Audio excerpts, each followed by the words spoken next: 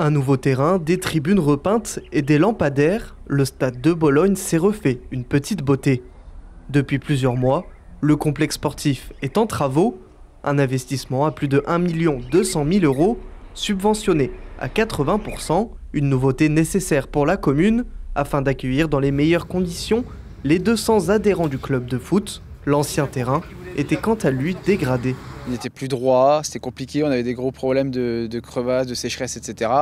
Et on a envisagé plusieurs possibilités, la création d'un terrain de foot en naturel, mais avec malheureusement le fait de devoir l'arroser, un arrosage automatique conséquent, qui consommait entre 30 et 40 mètres cubes d'eau par semaine en période estivale.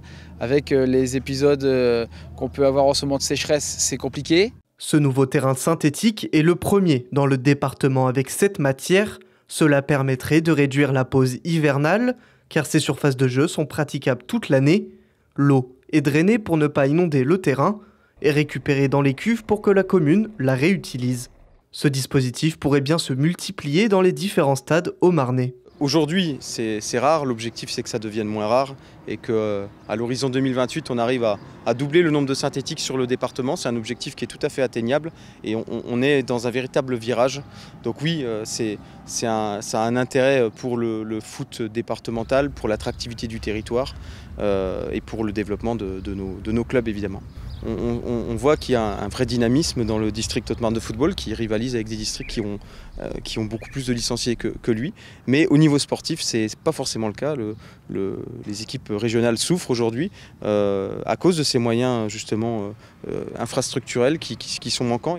La municipalité espère même ramener de bons résultats sportifs avec ses infrastructures. J'aurais quand même pas mis la pression là-dessus par rapport à des résultats sportifs, mais de toute façon, naturellement, ça viendra, puisque à partir du moment où on a un équipement aussi structurant que ça pour un club de foot, ça ne peut qu'être performant pour eux.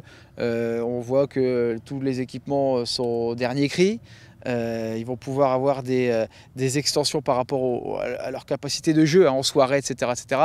Bon voilà, après, effectivement, l'important c'est que le club puisse rayonner, mais c'est surtout aussi qu'on puisse apporter des conditions décentes pour les gamins qui vont pratiquer le sport, puisque le sport reste quand même une des plus grandes écoles de la vie. Même si les travaux ne sont pas encore finis, le terrain, lui, est déjà prêt pour accueillir les premiers entraînements de la saison.